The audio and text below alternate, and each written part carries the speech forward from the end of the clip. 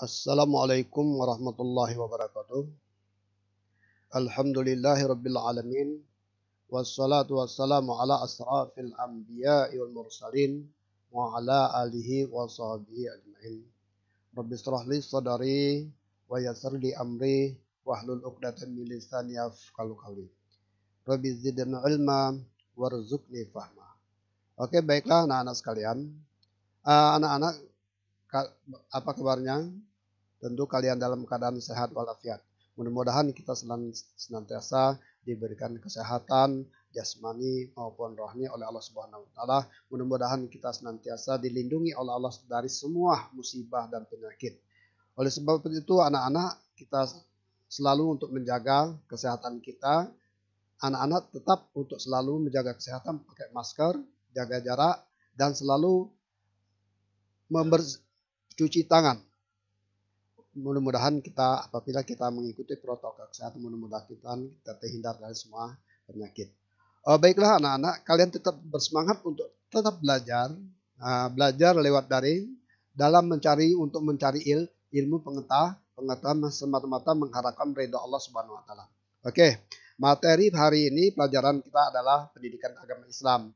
Minggu kemarin kita telah membahas tentang beriman kepada takdir Allah, qada dan qadar Allah, ya. Kemarin kita telah dibahas. Oke, untuk materi hari ini kita membahas tentang mengasah pribadi yang unggul dengan tata krama, santun dan malu. Tata krama, santun dan malu. Oke, baiklah anak-anak. Coba kamu perhatikan, ya. Pernahkah kamu melihat orang yang berperilaku seenaknya sendiri? Pernah enggak?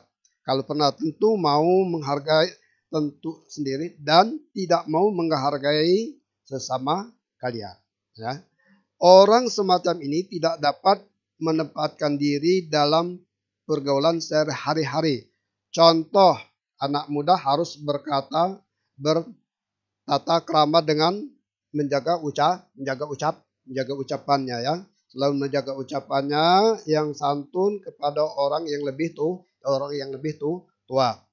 Hal semacam inilah yang selalu dicontohkan oleh Rasulullah Sallallahu Alaihi Wasallam. Kita senantiasa menjaga ucapan kita kepada orang yang lebih tua dari kita maupun kepada teman-teman. Nah, sejarah pernah mencatat, ya, bahwa Rasulullah Sallallahu Alaihi Wasallam memiliki akhlak yang agung. Rasulullah itu memiliki akhlak yang paling mulia, ya, yang paling mulia, akhlak yang paling agung. Nah, sebagai umat Islam kita harus meneladani akhlak beliau. Kita sebagai Muslim harus meneladani akhlak Rasulullah Sallallahu Alaihi Wasallam. Akhlak mulia merupakan cermin kesempurnaan iman seseorang. Makin sempurna iman seseorang, akan makin baik pula perilakunya. Mari kita lihat lingkungan sekitar kita. Nah, anak-anak, coba kita lihat lingkungan sekitar kita. Banyak orang yang berperilaku buruk, ya. Banyak orang yang berperilaku buruk dalam kehidupannya. Mereka melakukan dosa dan maksiat tanpa rasa malu. Nah, itu anak-anak tolong diperhatikan, tanpa rasa malu. Nah, lalu apakah mereka akan hidup bahagia? Tentu mereka hatinya akan gelisah, hidupnya sengsara, baik di dunia maupun di akhirat. Nah, maupun di akhirat kelak. Oke, oleh sebab itu, bahkan mereka tidak disukai oleh keluarga, teman, dan saudara-saudara dan masyarakat. Kalau orang yang berperilaku buruk, oke, ya, bagi anak-anak sekalian. Nah, kebahagiaan dan ketentraman akan mudah diraih. Kebahagiaan dan ketentraman akan mudah diraih dengan berakhlak mulia. Nah, kebahagiaan, ketentraman itu akan bisa kita peroleh dengan baik apabila kita memiliki akhlak yang mulia kepada siapapun, ya, pada siapapun, baik orang tua, anak kecil, teman-teman, dan sebagainya. dengan berakhlak mulia seperti jujur. Nah, ini jujur. Nah, ya. Santun dan jujur, santun itu salah satu cermin akhlak yang mulia, berarti telah kepada siapapun. Dengan berakhlak seperti jujur, santun dan malu, berarti telah mengasah diri sebagai pribadi yang unggul. Oke. Santun, ya, jujur, ya, berhati yang ikhlas. Sebagai kita menunjukkan berarti kita telah memiliki pribadi yang paling unggul di antara umat manusia. Karena Nabi itu diutus di muka bumi ini adalah untuk memperbaiki akhlak kita. Ya, tutur kata, sopan santun itu harus kita perhatikan. Orang-orang yang memiliki pribadi unggul untuk membangun peradaban modern yang Islami. Oke, itu saja sebagai pengantar pada anak-anak. Mari kita teruskan materi kita yang harus kita perhatikan. Ada beberapa hal yang harus kalian perhatikan, ya, tata krama. Nah, ini tata krama berkomunikasi. Sering anak-anak bertata krama berkomunikasi dengan lisan. Ada hal-hal yang harus kalian perhatikan di dalam tata krama, di dalam berkomunikasi, baik itu melalui lisan. Contoh tata krama dalam berkomunikasi, ya. 1. Berbahasalah dengan yang baik. Kepada anak-anak, ya, harus berbahasa yang baik, ya, dan sopan. Utarakanlah perkataan yang baik dan sopan, ya. Memilih kata-kata dan kalimat yang tepat. Nah, nggak boleh kita sembarangan ngomong. Kita harus memilih kata-kata atau perkataan atau kalimat-kalimat yang paling tepat. Dan menghindari kata-kata yang kotor. Usahakan kalian untuk berkomunikasi dengan lisan ini untuk selalu menghindari perkataan-perkataan yang kotor dan menyinggung perasaan teman. Ini yang harus kalian perhatikan, ya. Pertama, 1. Berbahasa dengan baik, ya, sopan, memilih kata-kata yang kalimat yang tepat, yang baik, yang bagus, dan menghindari kata-kata yang kotor dan menyinggung perasaan teman kita, ya. Itu yang harus kalian perhatikan. Yang kedua, apa yang harus kalian perhatikan ketika berbicara, ya, dengan orang yang lebih tua kita atau orang yang dituakan, ya, orang yang dituakan. Tidak boleh memosisikan diri lebih tinggi daripada lawan bicara. Itu yang pertama. Yang kedua. Yang ketiga, beberapa daerah berlaku ketentuan tidak boleh memosisikan diri lebih tinggi dari lawan bicara kita. Kita harus bijak, ya, harus arif di dalam kita berhadapan dengan orang tua lebih dari kita. Memperhatikan dan mengarahkan pandangan kepada lawan bicara dengan sopan. Nah, ini perhatikan lawan bicara kita dengan pandangan yang sopan. Itu beberapa yang harus kalian perhatikan, yaitu tentang perkataan lisan.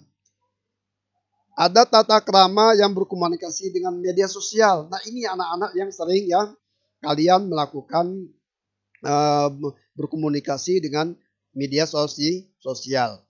Oleh karenanya, kalian harus pilih kata-kata kalimat. Di dalam berkomunikasi dengan media sosial, ada hal-hal yang harus kalian perhatikan, ya. Yang betul-betul kalian perhatikan, di antaranya kalian harus memilih kata-kata kalimat yang baik, ya. Kalimat yang baik ketika menggunakan media sosial. Hati-hati kalian, jangan sampai ada kata-kata yang tidak baik, ya, atau perkataan-perkataan yang kurang sopan di media sosial, kan itu akan sangat mempengaruhi sekali. Bersikap, ya, ketika mengunggah gambar. Nah, ketika kalian mengunggah gambar, ya,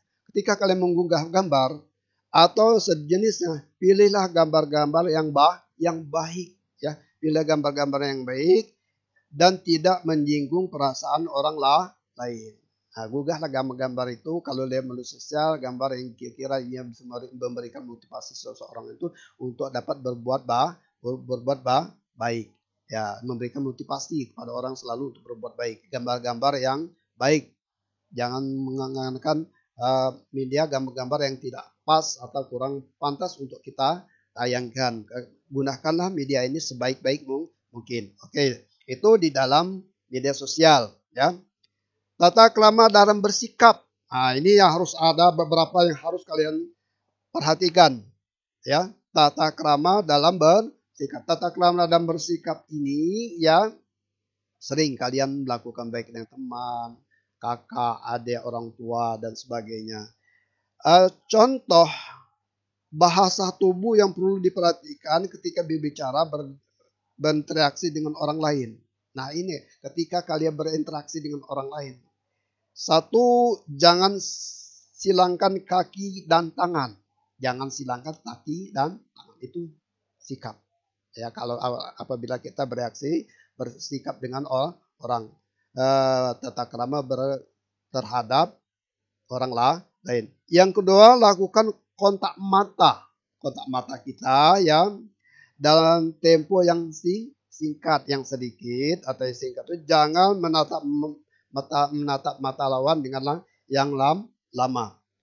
3, buat jarak antara kedua kaki, ya. Buat jarak antara kedua kaki menunjukkan bahwa kita dalam keadaan nyaman dan percaya diri. Itu. Yang keempat, posisikan bahu. Posisikan bahu dalam keadaan santai. Keadaan santai. Itu yang harus kalian perhatikan. Hal ini untuk menunjukkan bahwa kita tidak dalam kondisi tegang. Biasa rileks aja. Rileks, kalau berkomunikasi bertatap muka dengan teman kamu harus rileks, santai dalam keadaan tidak kondisi kita tidak harus keadaan betul-betul nyaman, ya. Atau tenang. Tidak dalam keadaan emosi. Mengangguk kecil. Nah, ini kalau berbicara seorang kita menghargai teman kita walaupun kita udah tahu, ya tetap kita hargai teman-teman kita yang teman kita berkomunikasi tersebut, tetap kita hargai dengan penuh senyum dan mengangguk, menunjukkan kita menghargai pendapat orang lain. Itu ya. Mengangguk ketika kita lawan bicara sedang berbicara. Hal ini menandakan bahwa kita memang sedang mendengarkan, bahwa kita lagi sedang mendengarkan. Mendengarkan apa? Mendengarkan dan memperhatikan teman kita lagi berkomunikasi dengan kita atau bertatap muka dengan kita. Tampakkan muka berseri. Nah, ini di dalam kalian berkomunikasi, tata krama dan bersikap itu tampakkan muka kita dalam keadaan berseri. Bisa dipaham maksudnya, ya? Tersenyum dengan penuh senyum. Bukan dengan tertawa terbahak-bahak, tapi muka yang senang, bersih, tersenyum, ya. Atau tertawa sesuai dengan kondisi dan tempatnya. Nah, kita menghargai, berarti kita telah menghargai teman-teman kita. Oke, ada tata krama dalam berpakaian. Nah, ini untuk kalian perhatikan, ya. Tata krama dalam berpakaian. Wah, ini indah sekali Islam itu. Diatur. Dari segi berpakaian saja kita diatur oleh agama kita, ya. Coba kamu perhatikan. Fungsi berpakaian adalah untuk menutupi aurat dan untuk memperindah jasmani manusia. Untuk memperindah jasmani manusia. Apa fungsi pakaian? Satu, untuk menutupi aurat dan untuk memperindah jasmani manusia. Coba perhatikan ayat berikut. Surat Al-A'raf surah ke-7 ayat 26. Itu kamu perhatikan ayat tersebut. Tata krama dalam cara kita berpakaian. Ya, simak ayatnya. Bismillahirrahmanirrahim. Ya bani Adam qad anzalna alaikum libasan yuwari sawatikum barisa wa libasut taqwa zalika khair zalika min ayatillahi la'allahum yatazakkarun. Surat Al-A'raf, surat ke-7 ayat 26. Apa artinya? Wahai anak cucu Adam. Ya Bani Adam. Wahai anak cucu Adam. Sesungguhnya kami telah menyediakan pakaian untuk menutup auratmu. Ya. Dan untuk perhiasan bagimu. Tetapi pakailah pakaian yang takwa, itulah yang lebih baik. Demikianlah sebagaimana tanda-tanda kekuasaan Allah, mudah-mudahan mereka ingat. Nah ini dari Islam saja dari segi tutur pakaian adalah diatur oleh agama. Nah anak-anak, pakaian, mengapa dari segi pakaian saja ada batasan-batasan pakaian itu untuk dipakai. Kalau anak laki-laki berpakaiannya batasannya adalah pusar dan sampai lutut. Ini untuk aurat laki-laki itu dari pusat sampai lutut. Nah, untuk aurat perempuan, ya, tata krama dalam berpakaian, untuk aurat perempuan itu seluruh tubuh wanita itu adalah aurat. Maka aurat itu harus ditutup. Ini agama yang mengatur itu. Nah, yang boleh terbuka itu muka kita, ya, dan telapak tangan. Ini untuk perempuan. Muka, telapak tangan. Ini boleh untuk terbuka. Semua selain itu harus tertutup rapi. Apa tujuannya? Tidak lain supaya untuk menjaga kesehatan. Kedua, untuk mudah dikenal. Kalau perempuan berpakaiannya busana muslim, baik, sopan, dia mudah dikenal untuk membedakan antara orang muslimah dengan orang non-muslim. Nah, perempuan itu mudah dikenal ketika dia berpakaiannya rapi dan sopan. Nah, kalau wanita berpakaiannya rapi dan sopan, Allah melindungi. Contoh kepada anak-anak kalau nggak percaya.